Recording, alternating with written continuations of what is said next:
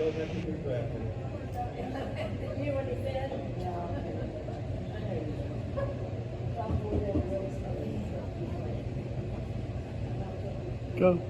All right. Good evening, everyone. Welcome to the Putnam Republican Club. We are so blessed to be here in Putnam County, especially when it's been great weather for us and we've had a great holiday. And we'll talk a little bit more, but we're going to start with opening prayer. So Larry Harvey, would you please lead us on in prayer? Please stand if you are able.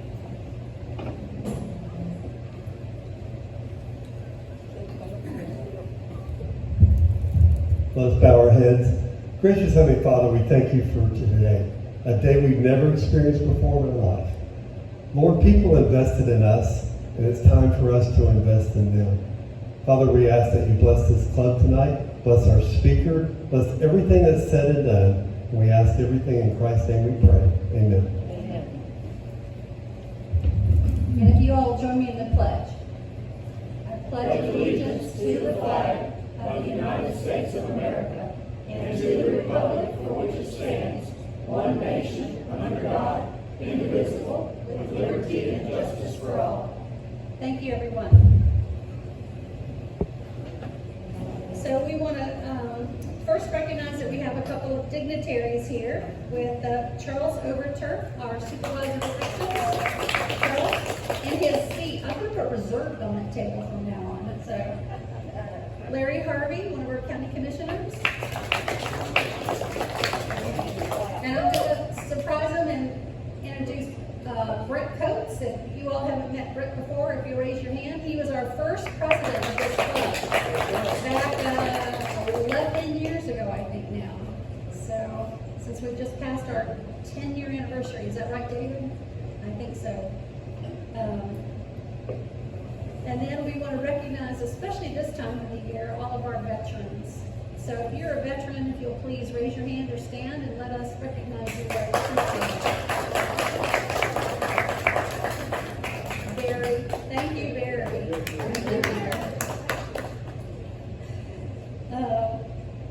And then new members. I don't think we have any new members tonight, do we? No, we're a little light on attendance tonight. David, our membership is up to what now? 85 members. So please take the opportunity to spread the good word. Those who have been members in the past, come back and join us again, and then those who have not. We've got some interesting times ahead. We want to spread the good word in Putnam County about being a Republican. So without further ado, I'm going to call Buddy Goddard up here to introduce our guest speakers.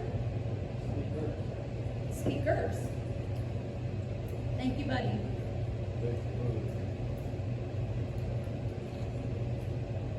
Our speaker tonight's Jay Tilton.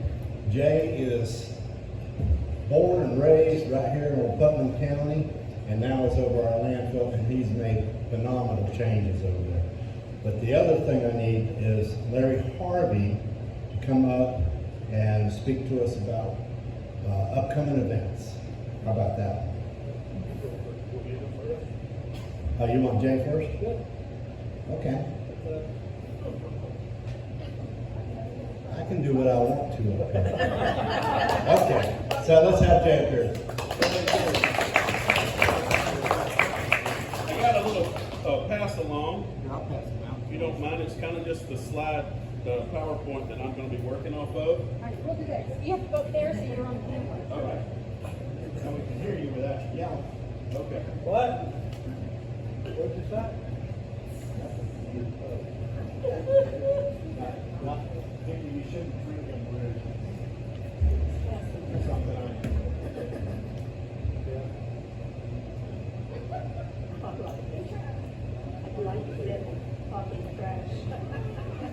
I'm going to go ahead and apologize for the print.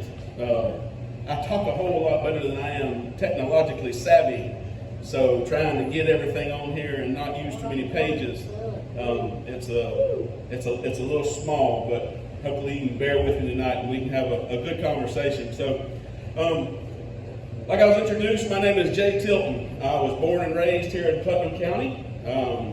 I moved away for about 10 years to the great state of South Carolina with work, and then came back when I could. So a little bit about me. I started in the garbage business back in 1999, driving a roll-off truck for Adam and Bill Harrington. Y'all remember the SCS dumpsters, right? In fact, at this very university, I had a parking sticker on the back of my Mack roll-off truck that I actually needed so I could park in this parking lot and go to class, so I could go do dumpsters in between class here and at the Orange Park campus, because Adam allowed me to do that while I was trying to get my associate's degree. So I took 2 years off and served a 2-year mission for my church out in the Rapid City, South Dakota area on the reservations. And for an old fat boy from North Florida, I like to froze to death. But it taught me more valuable lessons than anything I've had in my life to this point. And I'll be eternally grateful for the people of South Dakota, Wyoming, and Nebraska, and the way that they treated me, and the way that they made me feel at home, and for the work that we did just trying to be good people and good neighbors up there to those people. So when I got home, I got back in the waste business, went back to work for Adam and Bill, and then we built our own landfill, which is now the Northeast C&D landfill up there off of Environmental Boulevard, and then the economy kicked in. And so I decided to see if any of the big guys wanted me in waste management, called me to South Carolina. I went in as an operations manager of a single landfill, and by the time I was done, I was the district manager over 6 landfills, and was the largest landfill operation in the state of South Carolina, taking as much as 7,000 tons a day, powering 60% of the BMW plant up in Greenville, Spartanburg, and powering another 8,000 houses off of the gas that we generated. So, needless to say, I learned a lot, but then the opportunity came back in 2019 to come back home. And Commissioner Turner, we actually met to look at a PUD out there on the farm. He said, "What are you doing now?" And I told him what I was doing. He goes, "You ever want to come back home?" I said, "All the time." He goes, "We need to talk." Wasn't long after that, the job came open. I applied and got the job, and here we are.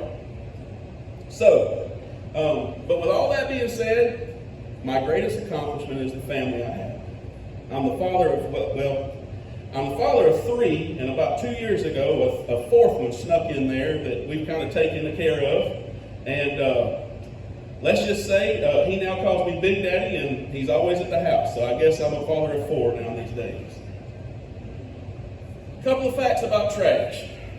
In the United States, we produce 268 million tons of trash a year, with about 140 million of those tons going in the landfill. On average, each person in the United States generates 4.4 pounds of garbage per person per day. In the state of Florida, though, we're a little higher. In the state of Florida, we're at 9 pounds. Most of that is because of the tourism. You got to think of all the people coming through here grabbing a cheeseburger or something on the go. We produce about 9 pounds per person per day. And the solid waste industry generates about $140 billion worth of revenue a year. On the other end of that, though, we are also the 6th most deadliest occupation to get in the United States. I was actually part of a big initiative, the Safety Ambassador Program, with our national organization called SWANA. And our goal, we were 5th, but now we're 6th, so we're getting better. But unfortunately, we have way too many accidents in the solid waste industry. And when we have accidents, a lot of times they result in fatalities. Not too long ago, somebody got ran over at the Volusia County landfill a couple of years ago. That was a fatality way too close to home that we had to really talk to our people out here at our landfill, because it can happen here. In Putnam County, we generated about 100,000 tons of garbage last year. Now, when I say last year, that is the 23-24 fiscal year. All right, so that is from October 1st of 23 to September 30th of 24. We took in about 169,000 tons because we had some out-of-county garbage coming in that we were using to offset the tax cost, but that went away June 1st of 2024. It went away because the market wanted us to take it at a rate that didn't make sense for the citizens of Putnam County. There are massive landfills just to the north of us that will take garbage at half the price of what we would. And I'm not going to take garbage to try to benefit the citizens of Putnam County unless it's going to make the money that we need to be able to lower your taxes each and every day. So we stopped it. We recycled 7,900 tons of waste last year, but that was through our curbside recycling program.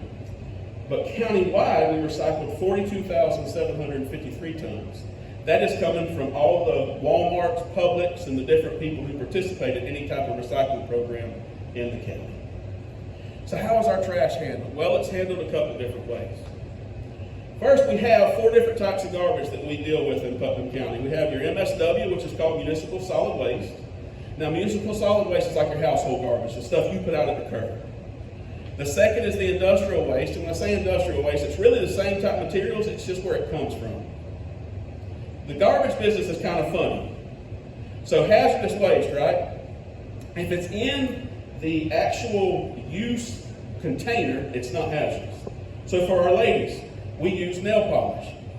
I can take an entire semi-load of nail polish, fingernail polish, if it's in the little bottles like you use to put on your nails. But if I get a 55-gallon drum straight from the factory that's got that much in the bottom of it, I can't take it because that's hazardous. It all depends on the container it comes in when it comes to like some of the materials and the way it's labeled, believe it or not. The next is C&D waste, which is construction and demolition. And so when I say that, that's like you're tearing down a house, your dimensional lumber and things like that. And then the last is the recycling that we'll deal with.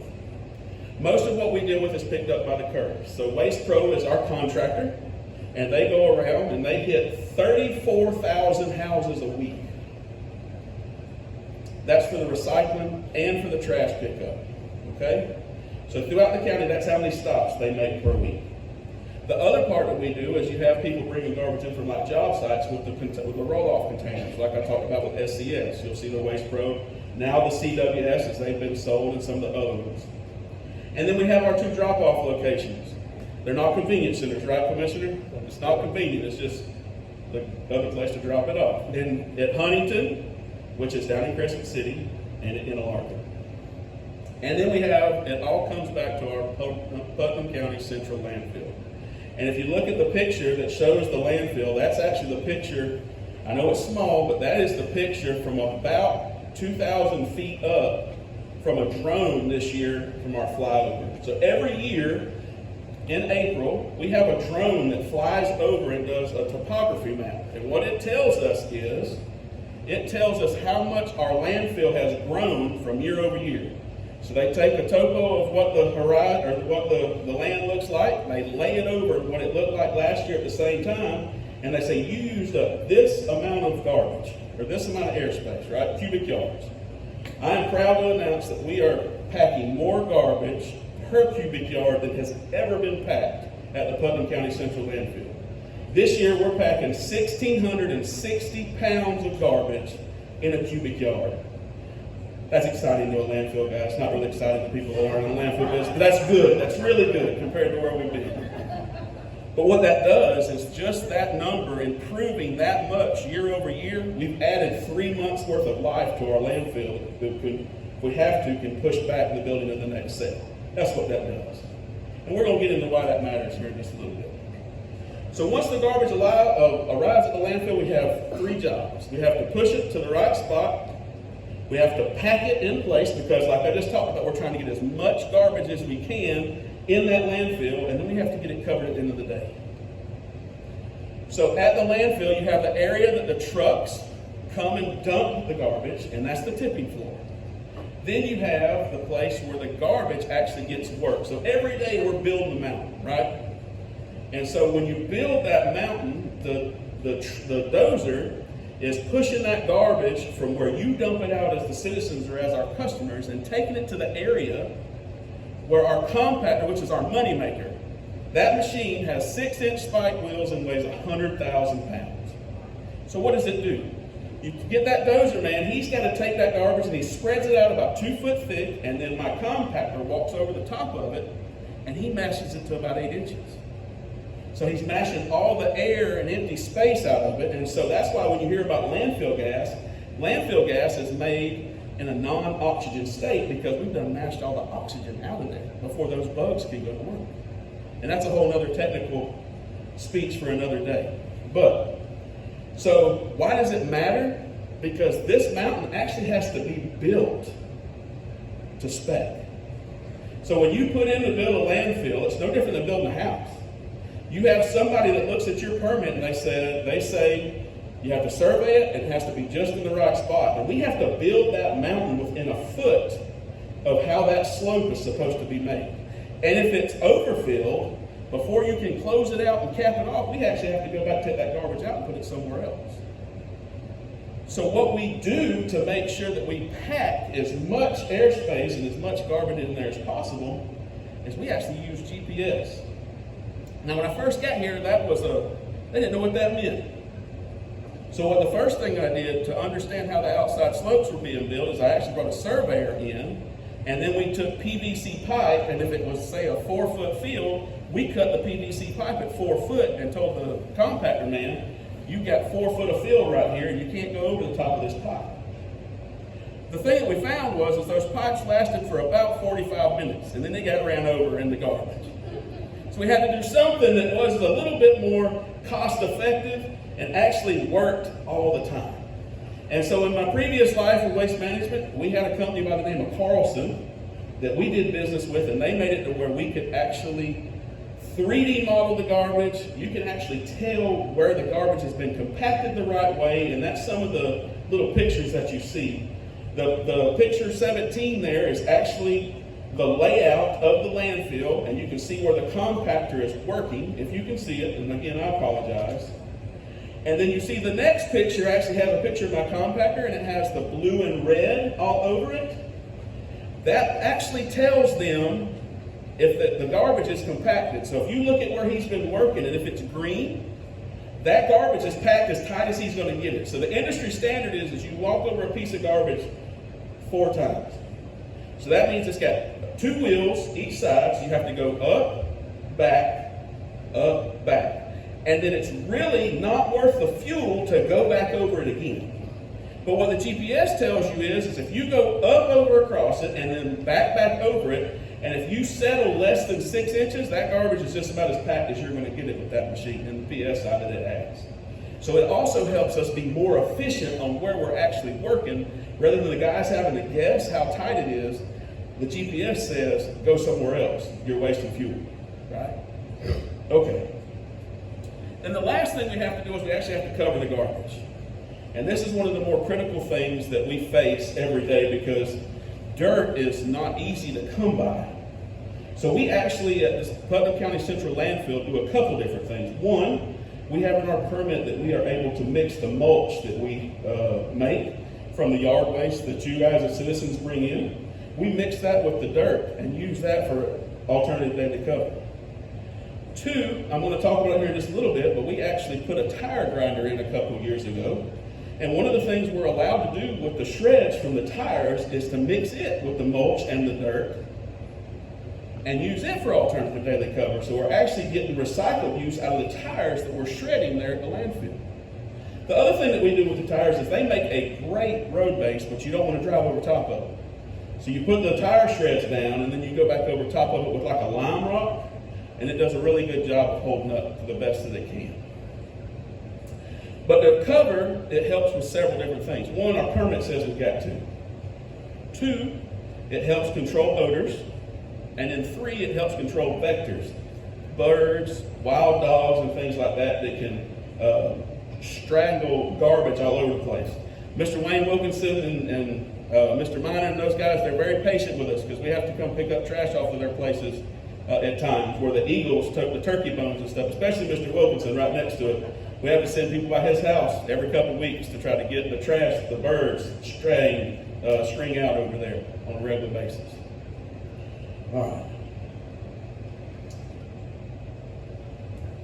What are some of the things that we've accomplished since I've been here? Ms. Rhonda, you said 10, 15 minutes, right? Or whatever? Whatever, okay. 1, we've been able, with our partners and the out-of-county garbage to bring in, and then the efficiencies that we've been able to do, we've been able to lower the tax assessment by $77 from where it was when I first came here. Last year was the first time it went up since I've been here since 2019. And that was to cover the cost of increase from Waste Pro. Now, unfortunately, things like we're talking about inflation and the price of garbage getting picked up is going to allow us to see a little bit of a bigger hit this year, but we're still not going to be where we were as long as it's approved back in 2018. We're still going to be less than we were in 2018. But inflation is just catching up to us. The other thing that we're doing is we've started mining for Cell 4B. We paid a company $2.4 million to do that the last time. We're going to do it in-house for about 40% of that cost. Thirdly, we have found existing airspace at the landfill. If you look at the next, at number 24, you'll kind of see a diagram and you'll see how Cell 1 dives off. When I first got here, I looked at that and I was like, why is Cell 1 so much less than the rest of Cell 3? So I went to DEP and I asked why, and they said, well, the piping that they used, they didn't feel like could handle the weight of the material going on top of it. So I went to them and I did some study and I came back with a proposal to see if they could let me put 10 to 15 foot of garbage on top of there, and I felt like what we had under the landfill would be able to handle it, and they agreed. So we spent $25,000 on a permit mod, but it saved us $400,000 worth of airspace we were able to add off of just making a phone call and asking some questions. Not to sound arrogant, it was just like, hey, why won't this work? And in the end, they were like, it will. The last thing that we've done is we've installed a tire processor. We were paying to get rid of tires when I first got here $125 a ton. Our tire processor came to us and said, your tires are too dirty. We don't want them anymore. So we had to go find somebody else. The next person was charging us $320 a ton to get rid of tires, and we were still charging $125. I don't care what business you're in, that doesn't make sense for anybody. So then we found a third one that got us around the $200 range, right? But it was one that they couldn't necessarily guarantee us a long-term deal. So in order to be able to control our own destiny, we went down the rabbit hole of, what if we just put our own tire processor in? The state says that as long as tires are cut in eighths, you can take them all day long at the landfill. So we shred it and see if we can use it for alternative daily cover or road base. Or if I can find an end user from it to get the crumb rubber, spend the extra money and be able to ship it out to somebody who wants to burn it in a kiln, playgrounds, whatever we want to do. We just haven't found that guy yet, but we're still working on it. So we figured we were spending $180,000 to $200,000 a year getting rid of tires. So we got a price. That tire machine cost us roughly $950,000 by the time we did the machine and the barn. So it pays for itself basically in 4 years. Okay? 4.5, doing math. It's been a great success. It's allowed us to expand our opportunities for the tire amnesty days where we allow the citizens to bring in up to 20 tires, and we're looking to expand those things long term for how many tires that you can bring in, and look at other opportunities for us to make and utilize that machine. All right. And you can see on slide 25 and 26 what the tire machine looks like. So it comes in the tire machine, up the conveyor, and you see the fella standing there. It goes into the shredder, and then it comes out the conveyor in the shredder, and it goes to what's called a clarifier, and it's basically a screen. Because if it's bigger than 6 inches, it's not going in the landfill. So if it's bigger than 6 inches, it goes right out the side and goes back and gets ground up again. And then once it reaches that capacity, it goes to the outside conveyor, and then we put it up into the landfill, into a dumpster that we take to the landfill. And we do this several times a month. Every 2 or 3 days, we get a full batch. We'll run them all and rock and roll. All right. So what are some headwinds that we're facing? Here's some of the things that we're facing. Inflation, one, everything's going up. I don't care what business you're in, everything's going up. And the price of collecting trash and recycling are going way up. So many of you know we're actually stopping curbside recycling October 1st. Okay? Now there's several things that went into that decision, but here's some of the key points. Waste Pro came to us and said, our 10-year contract is up. We have the renewal for five more years. We've got to go up on the price of garbage. So they were getting roughly $12, and I think it was like 60-something cents. And they said, we need to go, if you're going to continue to do recycling, we're going to need to go to $18.59. If you're going to take out recycling, we need to go to $15.89. Okay? So the cost difference is roughly about $40 a household to keep doing recycling. The second part of that is only 15% of the people in the county were actually participating in the recycling program. So 85% of y'all were subsidizing the other 15% to do the recycling. Now, let me talk about recycling in general.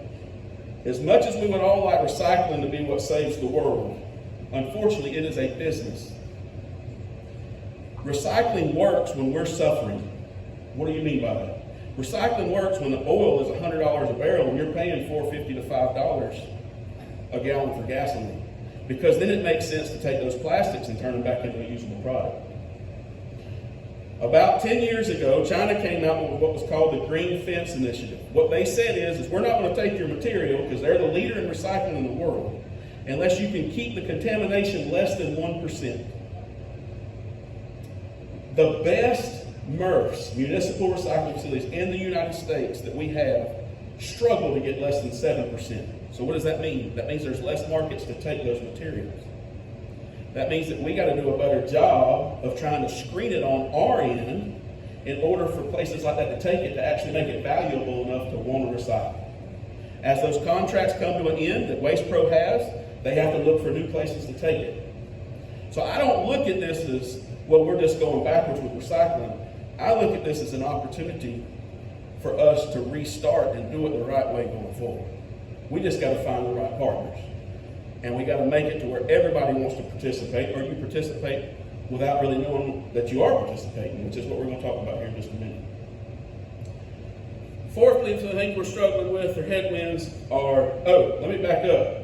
So we're looking at somewhere around a 17% increase in our waste fees this year. Jacksonville over the next 3 years is going to see a 252% increase. Right? So we've tried to do what is the best for the interest of the citizens of Putnam County and try to keep this thing mounted. Like I said, we're going to see an increase, but we're still not going to be where we were in 2018. And we're trying to do this the right way and try to make every right decision, because we live here and it matters to us as a department and as a team. Last, finding employees. We struggle. One of the issues that we have at the landfill is we're always training. And we train them right out the door sometimes. And then lastly, regulatory increases. There's such a thing that's coming out. It's called PFAS. Y'all are going to hear about it. It's something that's going to come down the pipe. We're ahead of the game. We're actually going out for a pre-treatment on our wastewater that will actually take care of, if we go with the right person, we'll take care of 98% of PFAS, and we won't worry about it no more. Try to get ahead of that so it doesn't come down on us. So what are our goals going forward? We're always going to be looking for opportunities to save the citizens of Putnam County money. We're always going to be looking for opportunities to upgrade all of our facilities. So we've upgraded the scale house at Central. We're building a new office at Central, all while lowering taxes, by the way. We've rebuilt Interlaken. It's almost done, and we're fixing to do Huntington. So we will have rebuilt every office and building in the solid waste department while lowering solid waste fees. The only reason solid waste is going up this year, y'all, is because Waste Pro is going up, not because of the landfill. We want to find an end use for our landfill gas. There are opportunities. Like I said, I powered 60% of the BMW plant. I powered 8,000 houses with a joint effort with Santee Cooper right there at Richland County Landfill. We had a turbine and 2 Cat 3520 engines. We could make 8.2 megawatts, and on a good day, we could power 8,000 houses right on the thing. Fourth, we're going to try to partner, and this is something that could be real one of these days, with a gasification company, to where we will vaporize the garbage and collect chemicals off the top of it, and we won't be putting garbage in the landfill no more. And that is something we are definitely working with the University of Florida on, trying to get done here in the near future if we can make it happen.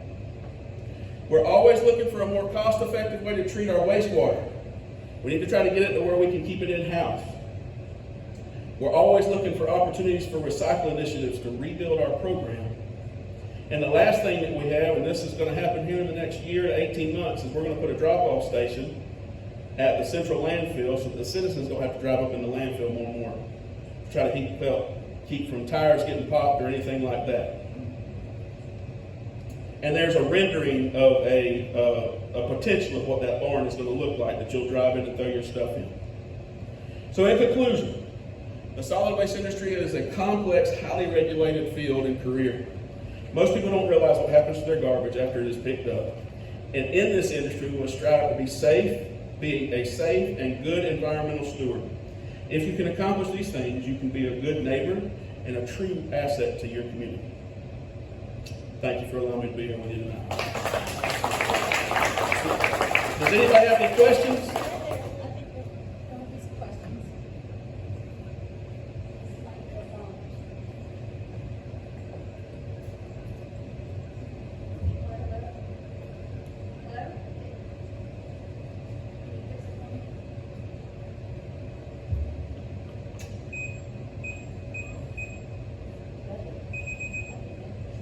Perfect. Hey, thank you, thank you. Jay, that was amazing. I had no idea, none, about how our landfill works, why it works. It's really impressive. So I don't know about the rest of you. What do you, does anyone have any idea? I think Alex had a question back there. I know he does. That's why I'm heading his way.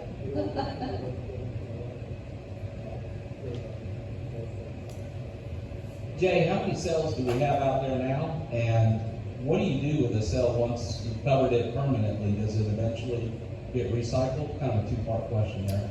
So right now we have our old, what they call pre-subtitle D, our old unlined area, which is what you see when you first come into landfill on your right. That pasture, that's landfill. So we actually have 4 active cells right now, and we are going to start the construction at the end of next year on cell 4B, and that will be the cell in between the one where the garbage is going in now and the scale house. So what happens is when you build a landfill, you actually at the bottom of it, you put a 60 mil plastic, right? Well, then when we get done, what we will then do, and it's part of trying to capture as much airspace and be in line as possible, we will actually lay a 60 mil plastic over the top of it and seal it up. Now, most places, that's where it ends. What we will do is we'll collect the gas off of it, and the most gas you will ever collect will be the year after you fully cap it, because it's all encapsulated and you can get to it, okay? But until something comes forward that makes financial sense, that's where it will stay. But if something ever comes forward that's worth more to dig it up and put it in something, we're there. So who would make the decision on what you could power with the gas? I mean, so what we would do in county government mechanisms, I guess for lack of a better term, is we would put together an RFP, and we would have a team come together, and we would decide through presentations which company we feel like we could partner with the easiest, or where it would be the best to go. Then we would present it to the 5 commissioners, and if they're good with it, then we'll go forward and make sure it makes sense.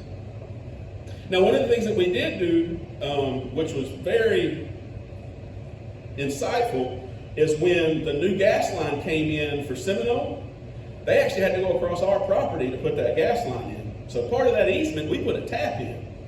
So if we could ever clean the gas up to be good enough, we could actually help feed Seminole the gas off of our landfill if we needed to do it. And there's a tap there just for that, and in the agreement due to the easement, which we allow them to do. so it has to be a line that goes from the landfill to someplace. Yes, ma'am. It's not a gas that you can get in a container like a truck and truck it. Ms. Rhonda, that is really not financially feasible, to be honest with you. You would need to pump it somewhere. So like the BMW plant, we pumped it 8 miles from my landfill there in Weldon, Spartanburg, to the BMW plant to get it there. Is that methane gas? Yes, ma'am. So landfill gas is built up of about 54% methane, CH4, right? Then you've got the rest of it is carbon dioxide. Then you've got nitrogen, or what we call balanced gas. It's a mixture of like kind of where the smell comes from. Methane itself is odorless. But when you add like H2S, sulfur smells and all, that's where you get the garbage smells and all for. So it's kind of a balance. And one of the things that you got to do whenever you're trying to make that gas and collect it is actually you have to have the right environment for the gas to have the quality to work in these machines. So what you do is when you dig a hole for a gas well, you dig a 3-foot hole and you put an 8-inch perforated pipe in the middle, you put a rock pack around it, but the top 3 foot you put like bentonite or like a clay plug, or now they use foam, because you don't want to pull oxygen in there and introduce that oxygen into an environment where the bugs that live, they can't have oxygen. So you can kill your bugs if you're sucking air in from the top and lower your production of that well, which allows it to where you can't collect the gas to keep the odors and maybe meet the agreement that you have for whatever you're trying to produce. One last question, Jay. Are you aware of any landfills that actually use their own gas they siphon off to power incinerators? Or is that feasible? To power incinerators? So here's what I did in South Carolina. We were having a problem getting rid of our leachate, our wastewater. And we used our own gas to power an evaporator that actually took and was a 10-to-1 reduction. So what we did was, because we had enough gas, we could power the power plant, we could power our wastewater evaporator, but we had to have an electronic valve that said the power plant needs this much gas, the evaporator needs this much gas, and if we had some other gas left over, we'd burn it off in a candlestick flare. I've heard of landfills. The problem is, Alex, is getting it clean enough. Because landfill gas compared to like natural gas and the different things is dirty. So even to use it at the power plant, we had to run it through cold packs that pulled moisture out, that pulled different sort of condensate out in order to get it clean enough to be able to use in those machines. Around here, I don't know of any of them other than doing things like that are used actually as an incinerator to burn garbage. I was just thinking the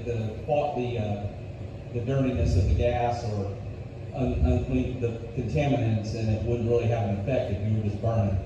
It does over time with the equipment. So one of the things that we struggled with, and I don't want to get too technical, Sorry. but one of the things that we struggled with was actually finding a stainless steel that was rated enough to handle the nasties that come from the landfill gas.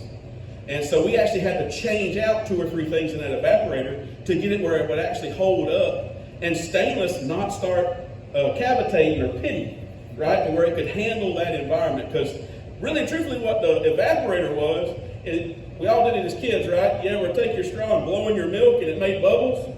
So we pushed in our nasty water, we pushed 6,000 CFM of air, so it was like your milk bubbles, and it had a torch sitting over top of it, ran off of our landfill gas. It got it to 190 degrees and veined it right out the top like a choo-choo steam stack, and then all the solids fell out and went to another tank, and we hauled it back up to the landfill. So, yeah.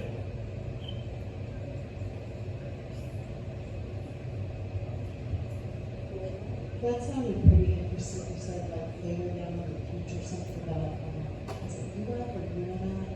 Something UF, a gasification project. The vaporize. So we are working. In fact, we're working with a Mr. Bruce Welt on a project that would be a trial. But if it works and we can get it to come here to Palatka, would be one of the greatest things that we've done here in a long time, because we will be able to handle our garbage in that way and collect the vapors off the top of what they have to do to get a syngas. And they make everything from plastic bags to medicine off of that. And it's a premium because Professor Welt, or Dr. Welt, whatever he goes by, I know him as Bruce, but he's not a garbage guy. He's a packaging guy. And so these chemical companies are wanting this methanol or syngas that is made from recycled materials, because all the packaging companies want to be able to stamp on there, made from recycled material. But it's hard to get the feedstock to actually be able to do it. So that's why we're seeing, we've got the place and we've got the garbage. Now y'all bring the technology and let's roll.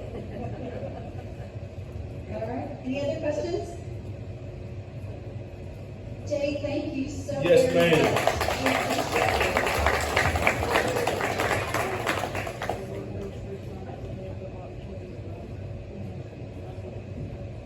I know that I thought, when I first found out all the stuff that was going there, how interesting it was. I hope you enjoyed that as much, because we just don't know what we don't know. We just think, well, we haul it to the landfill. Oh, there's a whole lot involved with that landfill. Thank you again, Jay.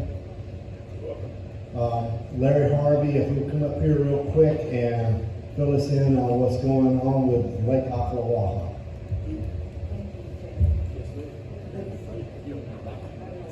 How many people really enjoyed that? I mean, Garbage is fascinating, it really is. When I first became a commissioner, if you remember, they wanted to sell our landfill. Remember that? Yeah. For a very small fee. Yeah. And I fought it, and I went around Florida learning more about landfills than I probably ever need to know. But truly, I held that torch at the University of Florida, and I figured then, when you look at who sponsors the Hinckley Center of Solid Waste Management, all these management companies, one day that torch is going to happen, and one day we're going to mine those landfills. And we say mine it, we're going to take out the stuff that we can burn off and recycle, because what you're trying to do is get airspace, and that's the whole key.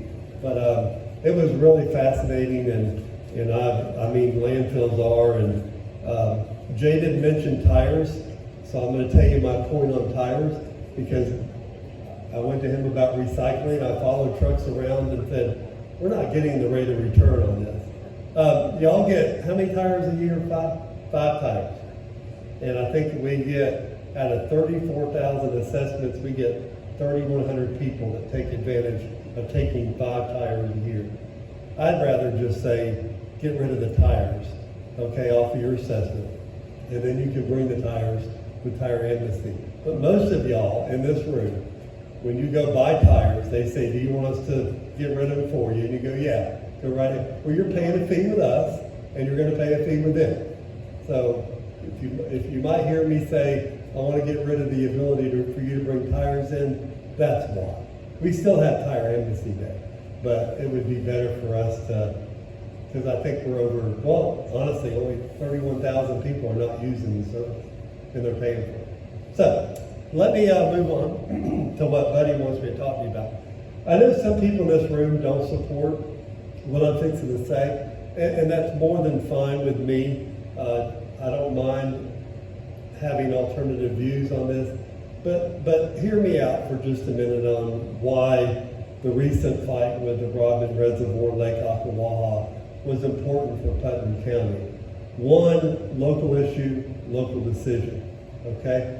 We had a Senator Pro Tem Jason Bruder out of Kissimmee area that wanted to knock down our dam. And what does that mean to you? Most people in this room, it means nothing to them. But if you go from Brandon out on 315 and 100, and you go to the Ocklawaha where the dam is, it starts at 99 feet above sea level. And it gets down to 19 feet at sea level. So all the water in Interlochen area funnels down, and works its way to that reservoir or the lake out there. And it's really named the lake. Congress had a meeting here in Palaca. Buddy McKay was your congressman, and they named it Lake Ocklawaha. That lake holds 21 billion gallons of fresh water. And all that water backs up into West Putnam, okay? So when we do the drawdown, I say we, the state does the drawdown. And the drawdown happens every few years. We were going to try to do one last year, but Willaca was flooded. So any more water sitting to Willaca wouldn't have helped them. Even if it was that much more, they were flooded. But I will say this, if you ever flew over Willaca, which I did in a helicopter, and you go, why is that housing division right out in the middle of the river? Because the river goes and goes around and comes. Well, we all know that doesn't happen. The water's still going through there. So, but again, what's important is 21 billion gallons of water, 19 feet above sea level. The St. Johns River is sea level, moves very slowly to the north, okay? So I took a reporter out there many years ago and I said, Roger, who's with Channel 12 News, I said, I'll drink out of the spillway or out of the reservoir right now if you promise to go to the Jacksonville landing and drink the water off of that. He said, I can't drink it, it's not the same water. And I said, it is, because it goes down the Ocklawaha. All we're doing is, imagine me pouring water into a glass and keep pouring and pouring. Well, eventually the glass is going to fill up, right? And the overflow is going to go out somewhere. Well, all we're holding back is 21 billion gallons of water, okay, that we cleanse, falls down to the bottom, and it cleans up the St. Johns River by the time it gets there. So he said, no, he couldn't, it wasn't the same. And I said, Ben, it leaves Jacksonville, and where does it go? Out to the Atlantic Ocean. Do you really think you're holding back the Atlantic Ocean in the St. Johns River? You're catching shrimp in the St. Johns River, right? Okay? You're catching redfish in the St. Johns River. Saltwater intrusion is going to happen in Florida. And the Corps of Engineers back in 1940-something weren't the only ones to think about digging a ditch across Florida. And I'll be the first one to say I'm glad they never finished it, because then we would have salt water right through it. But the Spaniards were trying to find a route through the middle of Florida instead of going all the way around. Okay? The Ocklawaha chain is 74 miles long, and there's 13 different apparatuses. So this group wanted to tear down the dam, well, partially restorate the area. It's kind of like the chicken and the pig going for breakfast, right? And the chicken makes a donation and the pig gives his life. That's what partial restoration. We were going to be the pig. And in that case, we just weren't going to have it. So they put in $6.25 million, Senator Berger did, and the House went along with it, and the governor vetoed it because it would cost billions of dollars to put that area back to where it came from. And then you'd have to give the land back to the original landowners that were there when they took the land. And how's that going to go? Now, before you get mad at me and throw a tomato and say, Larry, you don't know what you're talking about, it wouldn't cost that much. The land would eventually heal itself. Maybe so. But can we say Everglades restoration in this room? I've heard it since I was a little boy. How much money have we thrown at Everglades restoration? And we're still not restoring the Everglades. And we're building dams in Lake Okeechobee to help cleanse the water for Everglades restoration. So you go, our dam and our lake is not good enough, but you're building them down there to make the same thing happen that you happen here. So, what I'm going to leave with you is this. Thank God for Governor DeSantis who vetoed that bill, because it would have been a boondoggle, but it was just a little small down payment, and it was enough to appease a few people. But it would have cost you billions of dollars to take that down and to restore it. And let's keep the water that we know. I'm a conservationist, okay? That's what we do. I want to keep the water we know. Cecil Underwood baptized Billy Graham in Silver Lake here in Putnam County. Tommy Underwood lives in Grandin. He has done numerous studies. And there's a pole, if you come to my house, you can see it in my lake, that shows when the drawdown happens, what happens to the lakes in West Putnam. Not only the lakes in West Putnam, but the wells in West Putnam run dry. And there's people out there that use that lake for substance. They eat out of it. They get water from the flowing wells. If you ever went down 310, turn left on 315, there's a car there most any time of the day or night. And their whole car is full of jugs. And you know what I'm talking about. You see it, y'all. And they're getting water because they don't have water at home like that. That's pure aquifer water. And that's going to dry up. So we better take care of the environment that we know, because we can't afford to play around with this environment much longer. And we really can't. So thank y'all for letting me speak about it. I know some people differ from me, and that's fine. But I'm always going to fight for home rule and local decisions on local issues. Thank you. Thanks, Larry. So a couple other things we're going to talk about. Quickly, I just want everyone to know that the RPOF has required that all club presidents attend a training down in Orlando August the 1st or 2nd, I can't remember now. So I'll be going down to Orlando for that training, and when I get back, I'll share all the good news with all of you. So I just wanted to let you know. So I'll be meeting with all the other, and I don't even know how many there are, other clubs, but we'll try and make some connections and hear some good things about what other clubs are doing. With that said, we're going to skip REC update for a minute. Let me let Buddy come up and tell you all a little bit about what we're doing next month. We're having a legislative update, but it has morphed into something much larger, so I'm going to let Buddy tell you. Good news is I won't be here. Yep. I'll actually be on vacation. But we are having, Judson Sapp is gonna come in and tell us what he's come up, his first full year in legislation and everything that's going on. But we're lucky, we're gonna have, Tom Leake will be here, and we're gonna have Bobby Payne, and we were still looking at Randy. Is Randy gonna be able to be here? So Randy Fine's gonna be here. So it's gonna be very entertaining. You're gonna get a lot of information. I wish I was gonna be here, but you're gonna be surprised just how much, what's going on and what we have coming in for our future, especially for Putnam County. Right. Larry? What's going to be a joint meeting? Okay, good. So we are going to go back and we're going to try another joint meeting. This is going to be at the fairground. So the REC membership will be meeting in the back room starting at 5:30 in August. And then we're going to come out and be part of the total with the club and everything at that point. So we're excited about it. We do have a sponsor for that that's going to provide some drinks and food and pay for the facility. So it's going to be a nice time that night. The REC has to have 6 meetings, and most people in this room are REC members. So, it just makes sense for us to partner as many times as we can to make that happen. But we do look forward to, like Buddy was saying, Randy Fine, your new congressman will be there. Senator Tom Leake, who really fought hard for Lake Ocklawaha, Rodman Reservoir, and Justin Sapp, who did the same. So we're looking for a great night. Please come and make yourself available in August for that. And the REC will be having another meeting. We tried to have a meeting the other day, and we were 2 people short from having a quorum. So I'm going to start working the phones really hard. And I know we were close, but we just didn't make it. But we'll get there. We're I'm not getting. blamed for that. What? I'm not blamed for that. Why? Oh. If I had come, you would have had me.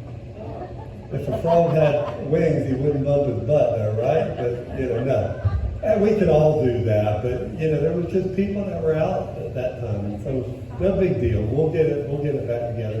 And we're going to have a meeting of the REC here close to the end of the month in July, and then have another meeting in August. So, please stay available for that, and I'll turn it back over to Rhonda. Thank you. Thank you, guys. So again, it's going to be the same night we always have. So August the 14th is our next meeting. It will be at the Expo Center at the fairgrounds.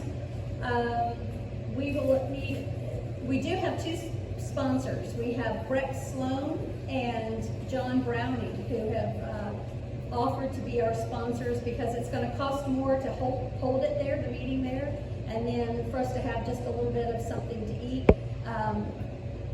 Bobby Payne will be the moderator for us and will help put that together, so he will be there as well. We're going to advertise it through our newsletter, at least for now. We haven't decided how else we'll advertise it, so we're hoping to get a large crowd. The room can actually hold 240 people, so we'll have to make sure we think about that when we're making our plans. But if anyone's interested in helping to pull this off in short order, please see me after this meeting. I would appreciate it. So that is all we have. We did not do a 50-50 tonight, so please save your $5 for next month. We're going to have to file for next time too. Yeah, and Ann says you have to do double, so Yeah. for next time. Right. But thank you all for being with us tonight, and we appreciate having you here, and we will see you next month at the Expo Center.